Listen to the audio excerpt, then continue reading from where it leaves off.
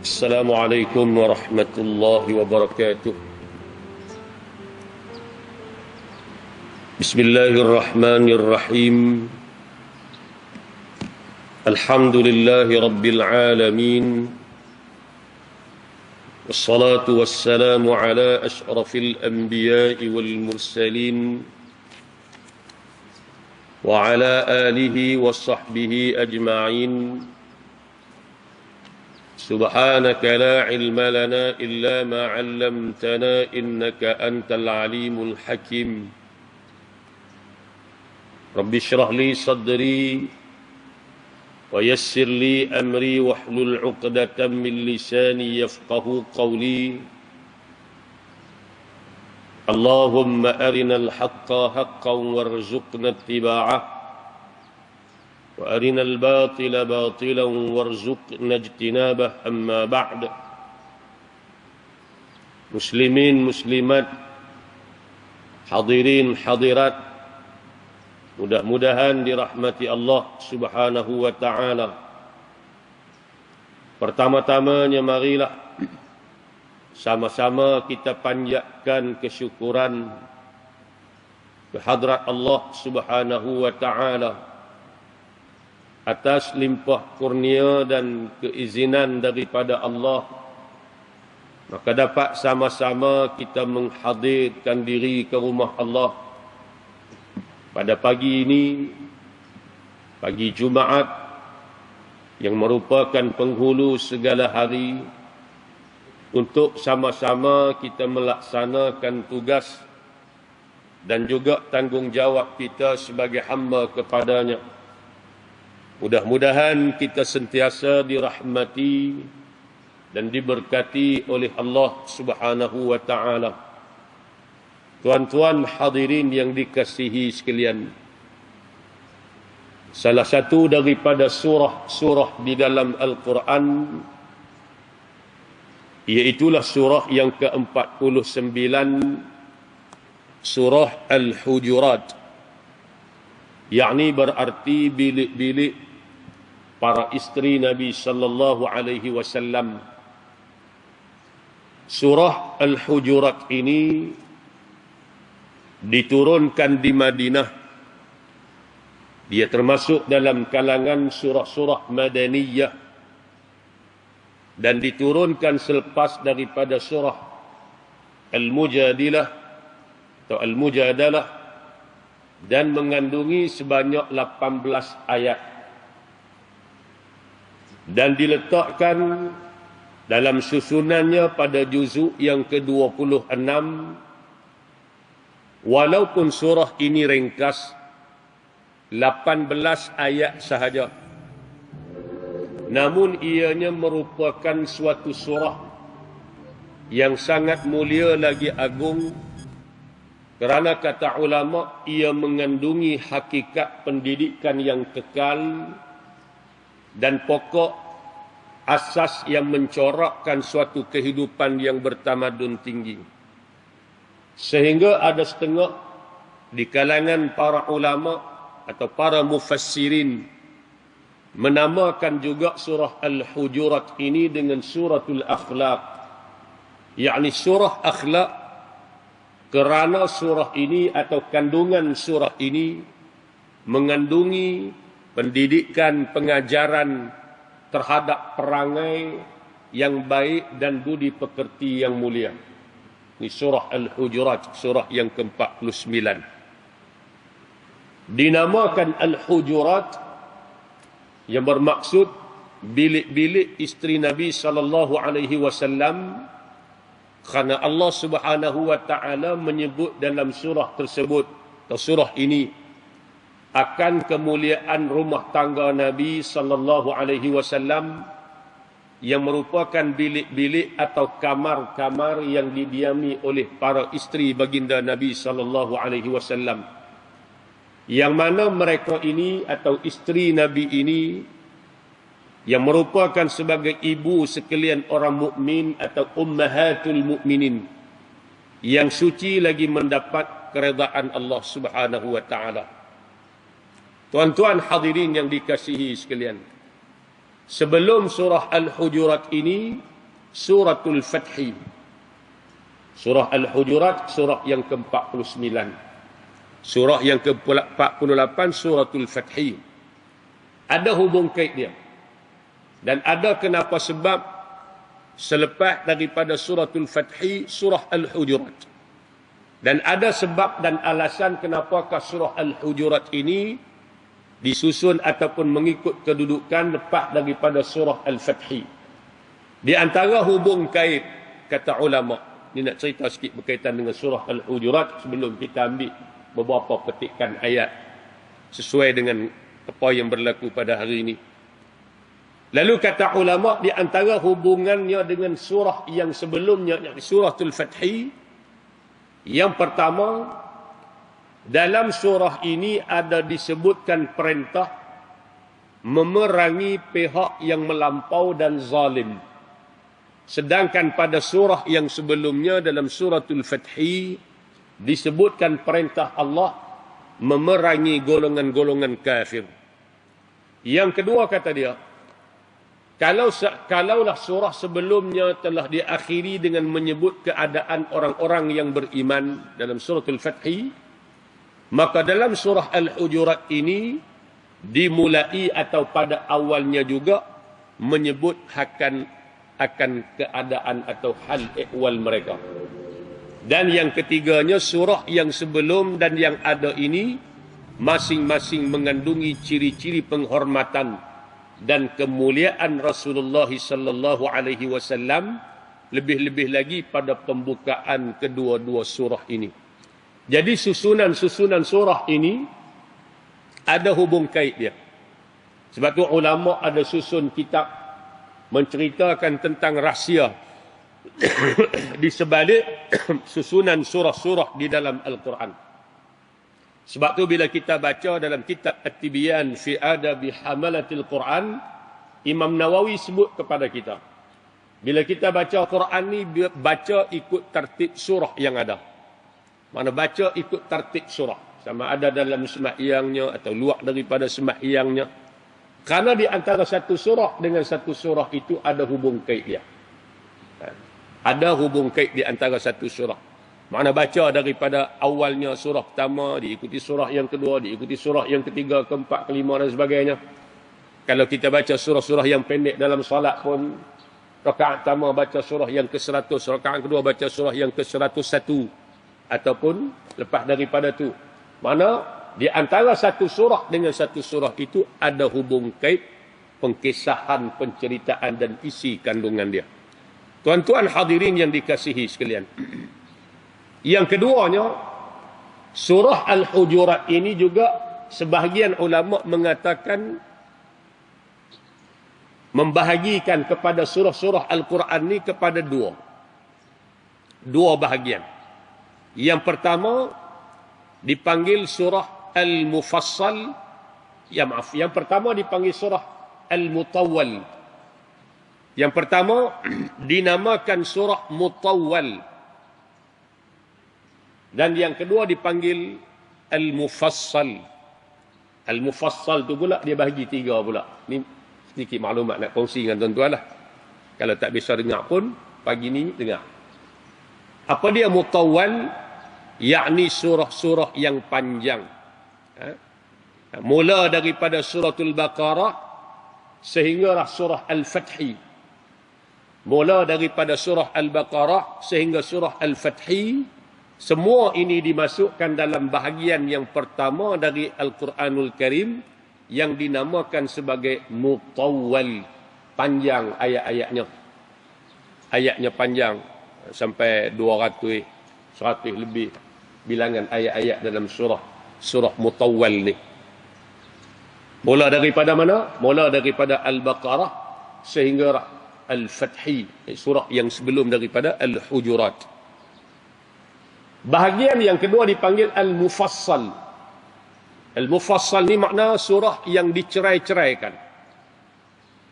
Pasal apa? Kerana ayatnya pendek-pendek dan banyak dicerai-ceraikan dengan Bismillahirrahmanirrahim. Macam surah Al-Hujurat ni sendiri dia hanya 18 ayat. Habis 18 ayat Bismillahirrahmanirrahim. Demikianlah sampai suratul Nas. Itu pembahagian oleh para ulama lah. Itu pun ada beberapa pandangan. Di antaranya Al-Imam Suyuti. Imam Suyuti dalam kitab dia Al-Itqan menyebutkan pembahagian surah-surah di dalam Al-Quranul Karim itu dibahagikan kepada beberapa kategori. Daripada 114 surah tu Imam Suyuti sebut ada beberapa kategori. Yang pertama, As-Sab'u At-Tiwal. As-Sab'u At-Tiwal dia panggil. As-Sab'u At-Tiwal ni mula daripada surah Al-Baqarah sehinggalah surah At-Taubah. 7 surah yang panjang. Mula daripada Al-Baqarah sehingga surah At-Taubah ini 7 surah yang panjang. Yang kedua kata Imam Suyuti dia panggil Al-Mi'un. Alif Lam Mim Hamzah Waw Nun. Al-Mi'un yakni surah-surah yang selepas Bara'ah atau selepas surah Taubah, kerana tiap-tiap surah daripadanya mengandungi lebih daripada 100 ayat. Ini pengkelasan yang dibuat oleh para ulama lah. Pak daripada tu. Di surah-surah Quran. Hak 7 hak mula-mula daripada Baqarah sampai At-Taubah, dia kata hak ni Sab'ut Tiwal, surah 7, surah yang panjang-panjang ayatnya. Kita baca pun nak habis satu surah pun pada kan. Al-Baqarah sendiri sampai 2 juzuk setengah baru habis satu surah Al-Baqarah. Panjang ayat-ayat dia. Bila masuk lepas daripada Taubah, lepas pada tu dia panggil surah Al-Mi'un, surah yang ayatnya 100 lebih. Yang ketiga Al-Masani, kategori yang ketiga Al-Masani. Yani surah yang datang selepas Al-Mi'un atau surah ini mengandungi kurang daripada 100 ayat. Al-Masani dia panggil. Surah yang ayatnya tak sampai bilangan 100 ayat dia panggil Al-Masani. Dan yang keempat ada kategori yang dipanggil Al-Hawamim. Al-Hawamim yakni surah-surah yang dimulai dengan huruf potongan ha dan juga mim. Hamim dipanggil Al-Hawamim. Ini kata Imam Suyuti. Dan yang terakhirnya dia panggil surah Al-Mufassal. Kalau kita jumpa dalam kitab, kadang-kadang disebut oleh para ulama surah-surah Al-Mufassal. Ada dalam kitab Tibiyan pun ada disebut istilah Al-Mufassal ni. Apa makna surah Al-Mufassal? Yakni surah-surah yang pendek-pendek, yang dicerai-ceraikan dengan Bismillah. Baca sikit Bismillahirrahmanirrahim. Baca sikit jumpa Bismillah. Baca sikit jumpa Bismillah. Lebih-lebih lagi bila masuk juzuk 30 tu kita tengok lepas pada Wadduha tu, kadang-kadang satu muka surat tu ada 3 kali Bismillah. 2 kali Bismillah. 3 kali Bismillah. Maka surah-surah ini dipanggil Al-Mufassal. Al-Mufassal pula terbahagi kepada 3. Ada Al-Mufassal yang panjang, ada Mufassal yang pertengahan, dan ada Mufassal yang pendek-pendek. Ini satu ilmu yang saya nak kongsi dengan tuan-tuan. Lepas ni kalau kita jumpa dalam kitab disebut benda-benda ni, kita tahu dah. Bila dia sebut surah As-Sab'ut Tiwal, 7 yang panjang, maka kita tahu dah yang dimaksudkan itu bermula daripada Al-Baqarah sehinggalah surah At-Taubah. Bila dia sebut surah-surah Al-Mi'un, maka kita dah surah-surah ini surah-surah yang ayatnya bilangan ayatnya 100 kata, 100 lebih lah. Bawah 200, 100 lebih. Bila disebut surah Al-Masani, di antaranya surah Al-Masani memberi makna ayat surah ini kurang daripada 100. Bila dia sebut surah-surah Al-Hawamim, mana surah yang dimulai dengan Hamim, ada beberapa surah. Kalau disebut surah-surah Al-Mufassal, kalau kita cari dalam Quran nama surah Al-Mufassal, memang tak jumpa lah. Takkan jumpa. Karena Al-Mufassal ni gelaran kepada surah-surah yang banyak dicerai-ceraikan dengan Bismillahirrahmanirrahim. Kata ulama, sebahagiannya bermula daripada Al-Hujurat ni lah. Bermula daripada surah Al-Hujurat ini, yakni surah yang ke-49 sehinggalah surah An-Nas. Itu pun dibahagi kepada 3. 7 yang pendek-pendek. Dia panggil Al-Mufassal yang panjang, Al-Mufassal yang pertengahan, dan Al-Mufassal yang pendek. Ada sebahagian ulama kata bukan mula daripada Al-Hujurat, tapi mula daripada suratul Qaf. Itu ada khilaf di kalangan ulama lah. Ada satu pandangan lagi kata surah Al-Mufassal ni bermula daripada surah Qaf. Baik. Selesai di situ satu bab. Baik.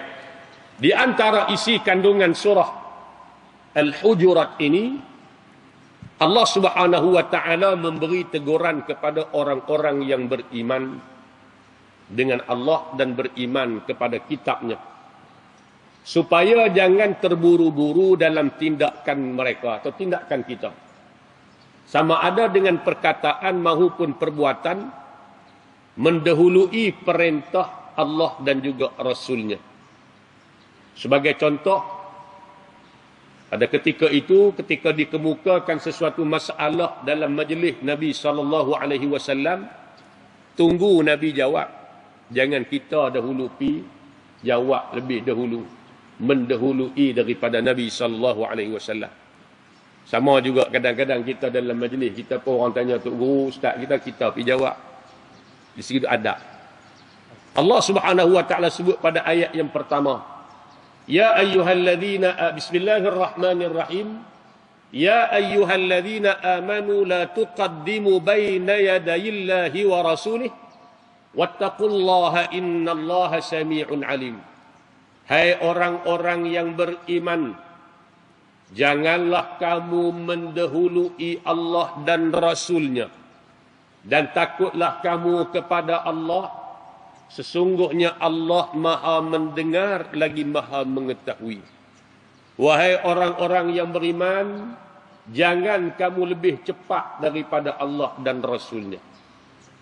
Maknanya, teguran daripada Allah terhadap kita dan para sahabat pada ketika itu, bila berada dalam majlis Nabi dan bila diajukan soalan ataupun ditanya kepada Nabi sesuatu masalah, janganlah orang lain mendahului Nabi dalam memberikan jawapan dan penjelasan kepada masalah dan persoalan yang diajukan ini.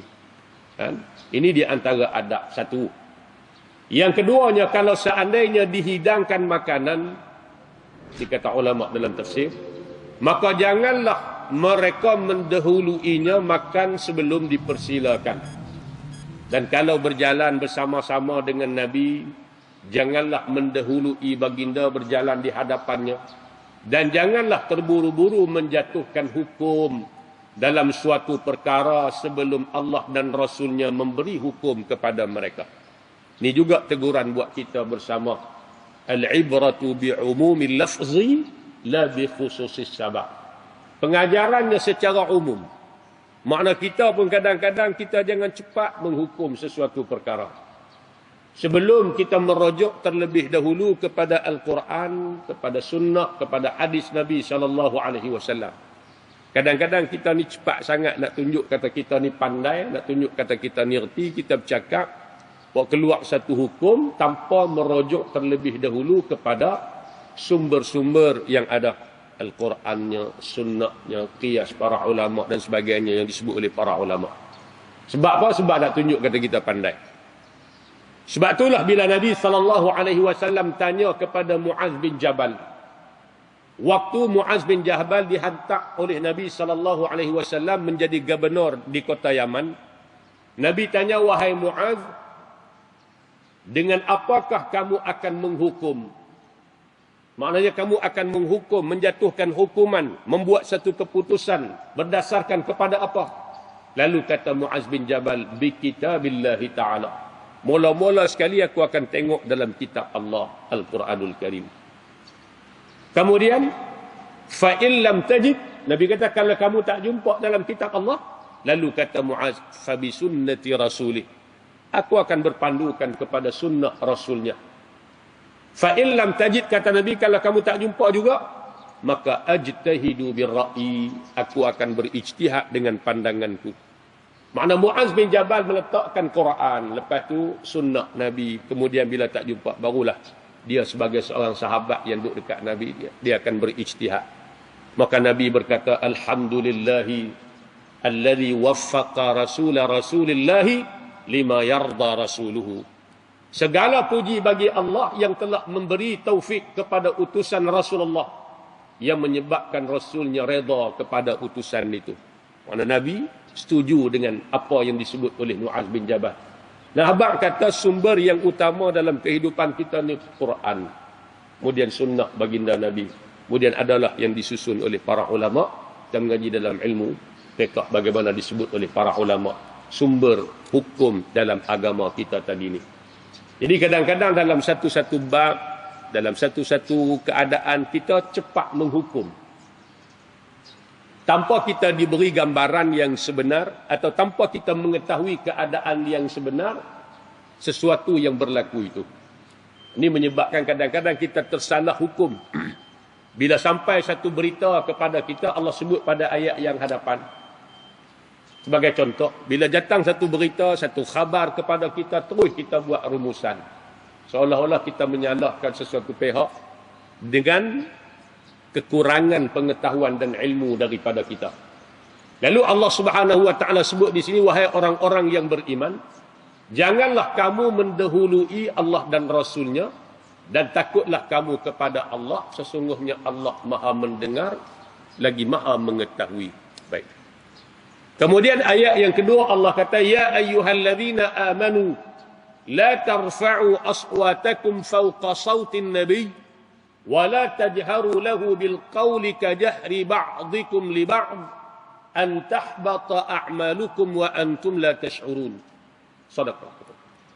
Allah kata pada ayat yang kedua, wahai orang-orang yang beriman, janganlah kamu meninggikan suara kamu lebih tinggi daripada suara Nabi.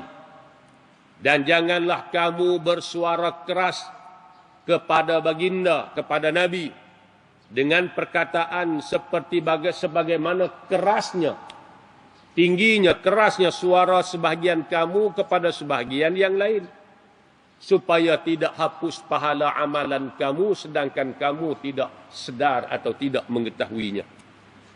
Di sini Allah ajak pada kita adab kita dengan Nabi SAW. Adab ni baik kata ulama ketika Nabi masih hidup atau selepas daripada kewafatan Nabi. Kalau tuan-tuan ziarah makam Nabi, selain daripada ziarah tu tuan-tuan perhati di atas tu, dia ada gantung frame ayat Quran. Dia letak ayat ni.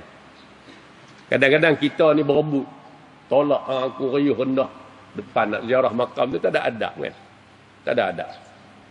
Lepas tu kata ulama, menghormati Nabi SAW selepas daripada kewafatan baginda adalah dituntut sebagaimana dituntut kita menghormati baginda ketika hayat Nabi SAW. Jaga adab.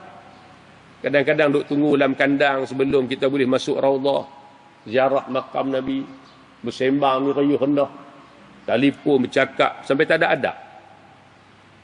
Sampai tak ada adab. Lalu Allah Subhanahu wa taala tegur.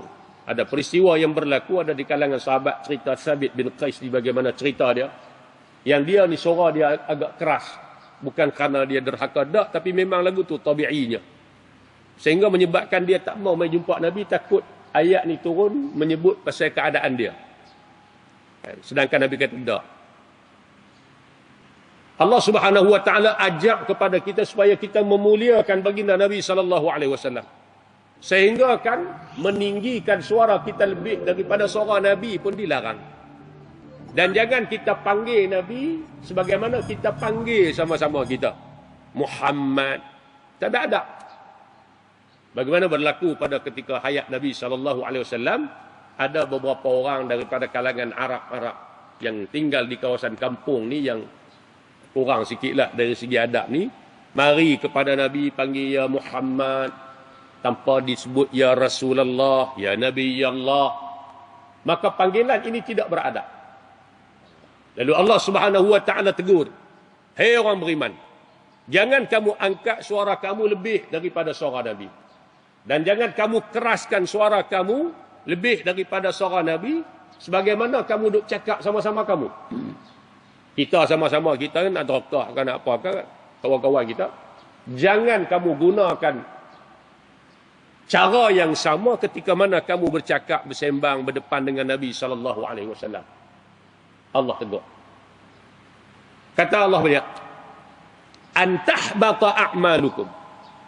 Kalau kamu buat lagu tu, meninggikan suara kamu di hadapan Nabi, bercakap keras dengan Nabi, kasak dengan Nabi, menyebabkan amalan pahala-pahala amalan kamu dihapuskan oleh Allah Subhanahu wa taala wa antum la tash'urun, sedangkan kamu tak sedar kata pahala kamu habis dihapuskan oleh Allah dengan sebab biadab dan tidak berakhlaknya kamu di hadapan Nabi sallallahu alaihi wasallam.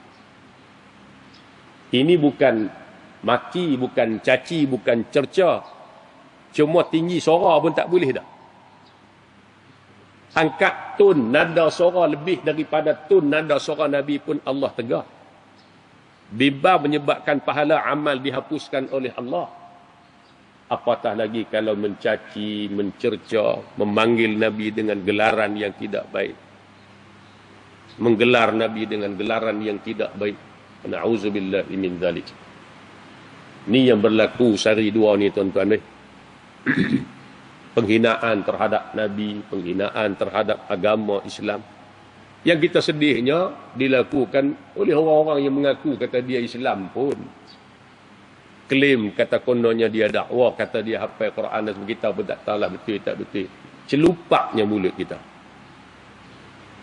Tu bila dalam diri tak ada agama, tak mengaji sejarah, tak mengaji sirah kehidupan Nabi, tak kenal Nabi, manusia ni jadi kurang ajar dengan Nabi sallallahu alaihi wasallam. Sayangnya Nabi kepada kita, kasihnya Nabi kepada kita, nak kita ni semua masuk syurga dengan Nabi. Sampai di akhirat pun Nabi takkan lupa pada kita. Bahkan di akhirat nanti pun kita akan cari Nabi. Minta syafaat daripada Nabi. Kalau tak kerana Nabi, kalau tak kerana para sahabat, nescaya kita pun tak kenal agama Islam yang kita kenal, yang kita amalkan, yang kita pegang pada hari ini. Kerana jasa perjuangan baginda. Inilah manusia yang paling besar jasa je kepada kita. Tapi bila manusia ni tak kenal batang tubuh Nabi, dia tak tahu siapa Nabi ni, dia jadi celupak mulut.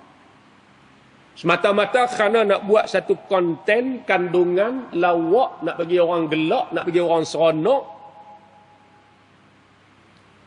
maka dia sanggup buat apa sahaja demi untuk kononnya menghiburkan dan sebagainya, kononnya. Sedangkan dia tak sedar penghinaan terhadap Nabi ini suatu kesalahan yang sangat besar. Sebab tu kalau kita baca dalam pandangan-pandangan para ulama, tuan-tuan,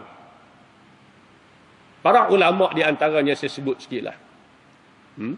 Banyak pandangan.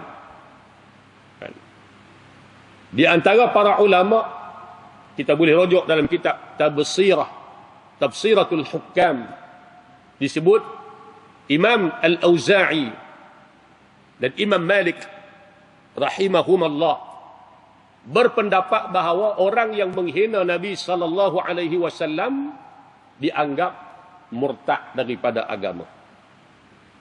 Dan juga kata ulama di antaranya Imam Ibnul Munzir menukilkan secara sepakat bahawa barang siapa yang mencela Nabi sallallahu alaihi wasallam secara nyata, maka wajib dijatuhkan hukuman bunuh. Di antara lagi kata ulama, Imam Ahmad bin Hanbal berkata, aku mendengar Abu Abdillah berkata, barang siapa yang mencerca Nabi atau menjatuhkan maruah baginda, sama ada orang Islam atau bukan Islam, maka mereka hendaklah dibunuh. Dan aku berpendapat bahawa dia perlu dibunuh tanpa perlu disuruh untuk bertaubat. Ini sebut dalam kitab As-Sarim Al-Maslul ala Syatim Ar-Rasul sallallahu alaihi wasallam. Ini semua disebut oleh para ulama. Maknanya balasan akibat yang sangat keras kerana apa? Mencerca dan menghina tubuh badan Nabi sallallahu alaihi wasallam. Bayangkan Allah kata dalam ayat yang kedua dalam surah Al-Hujurat ini, jangan kata mencaci maki, mengangkat suara lebih daripada suara Nabi pun tak dibenarkan oleh Allah. Memanggil Nabi dengan panggilan dia, dengan panggilan nama Nabi Muhammad, itu pun sudah ditegak. Apatah lagi lebih daripada itu. angkat suara lebih daripada suara Nabi pun Allah kata, menyebabkan amal pahala kamu, pahala amal kamu dihapuskan oleh Allah dalam keadaan kamu tak sedar. Mana segala pahala kebaikan yang kamu buat selama ni, hanya dengan sebab kamu tidak menghormati Nabi, tidak beradab dengan Nabi, meninggikan suara dengan Nabi, menyebabkan amalan kamu dihapuskan oleh Allah. Apatah lagi kalau perbuatan tu lebih daripada tu. Ni hari ni tuan-tuan, bila ada golongan-golongan ni kan, tak boleh bayar ikat jamin pun ada pihak yang menjamin. Dan kalau kita tengok pihak yang menjamin pun sama pemikiran dengan mereka. Kita jangan bersekongkol. Allah kata wala tarkanu ila alladhina zalamu fatamassakumun nar. Jangan kamu cenderung kepada orang-orang yang zalim ini, maka kamu akan disentuh oleh api neraka. Sebab tu tuan-tuan, pentingnya supaya kita kenal siapa Nabi kita. Ajak pada anak-anak kita agama yang sempurna. Letakkan pendidikan agama ini sebagai pendidikan yang penting dalam kehidupan anak-anak kita. Jangan semata-mata kita nak kejar akademik dia cemerlang, kita lupa agama, kita lupa Quran. Berapa ramai di kalangan ibu bapa mengejar pendidikan dari sudut akademik, tak apalah, buatlah. Tapi kadang-kadang kita mengejar akademik terlampau lebih, sehingga kita meletakkan pendidikan Quran, sirah dan sebagainya ni nombor 3, nombor 4 dah dalam kehidupan dia. Ramai di kalangan kita sanggup pun sebulan keluar duit beratus kerana semata-mata nak bagi anak pergi tuition pelajaran akademik. Tapi tak ramai pun kadang-kadang mak bapak yang sanggup habiskan duit yang banyak untuk semata-mata kelas Quran anak-anak. Kadang-kadang mengaji Quran ni free, tak kena bayar pun. Tu pun kadang-kadang tak payah hentak lagi. Bila benda ni tak ada dalam jiwa anak-anak, mari satu ketika terpengaruh dengan golongan-golongan yang macam ni. Allah, na'udzubillahi min dzalik. Ni amaran keras daripada Allah. Samalah kata ulama, penghormatan kita kepada Nabi sallallahu alaihi wasallam sama ada ketika baginda masih hidup ataupun selepas daripada baginda telah wafat. Lepas tu kalau pergi ziarah makam Nabi, jerlin tengok di atas tu ada frame diletakkan di situ. Rapi tengok. Dia letak ya ayyuhalladzina amanu la tarfa'u aswatakum fawqa sautin nabiy wa la tajharu lahu bil qawli ka jahri ba'dikum li ba'dikum wa la tajharu lahu bil qawli ka jahri ba'dikum li ba'd an tahbata a'malukum wa antum la tash'urun. Ayat tu dibetik pada ayat yang kedua dalam surah Al-Hujurat. Nak habaq kat kita suruh beradab dengan Nabi. Jangan duk tolak, jangan duk berebut. Ni duk telefon. Penyakit lah ni penyakit live. Duk dalam raudhah pun live. Kan? Live pula dengan bini, dengan isteri di Malaysia ni. Suami pi, isteri tak pi. Isteri duk di rumah. Tudung pun tak pakailah dalam bilik. Suami duk live di depan Kaabah tu. Nak live tu angkat telefon ni tinggi kan. Dia tak sedap skrin tu gambar bini dia dengan tudung kepala apa pun tak pakai, semua orang boleh tengok. Berlaku benda ni tuan-tuan. Sampai nak buat ibadat pun tak senang kita tu. Semua benda nak duk report kat orang. Bagi ada beza sama. Biar ibadat kita tu buat kerana Allah. Tak salah nak ambil gambar, nak simpan pun, tapi berpada-pada lah. Itu sampai semua benda mengganggu jemaah lain, mengganggu orang lain. Buat pula loudspeaker. Orang ni nak beribadat, tempat tu tempat kita nak tunjuk adab akhlak kita dengan Nabi. Duduk diam-diam elok-elok. Sementara nak tunggu masuk, mungkin boleh baca Quran, selawat ke Nabi. Tapi tak duduk sembang tajuk. Benda-benda tak berkaitan. Payuh rendah kadang-kadang kita tengok. Tolak hang tu. Sebab tu Allah. Sebab tu dia letak frame di situ supaya kita faham adab kita dengan Nabi. Bukan sahaja ketika hayat Nabi, bahkan adab itu juga perlu kita dengan Nabi selepas daripada kewafatan Nabi SAW. Kata ulama. Sebab itulah kita kena ada sensitiviti. Bila ada orang mencerca, mencela, menghina Nabi ni, kita tak boleh tengok. Bukanlah disuruh kita bertindak di luar, tapi maknanya berasa pedih, sakit hati. Walaupun kita tak pernah jumpa Nabi. Tapi yang dihina itu Nabi SAW, kekasih Allah. Kalau tak kerana Nabi kita tak kenal Islam. Tak boleh baca Quran. Duduk dalam keadaan jahiliah. Berapa ratus tahun masyarakat jahiliah duduk sembah berhala, makan bangkai. Lepas daripada Nabi marilah, Nabi ajak mereka sembah Allah, tinggal sembah berhala, jangan makan bangkai, jangan berzina. Wak keluar daripada kegelapan jahiliah kepada cahaya Islam.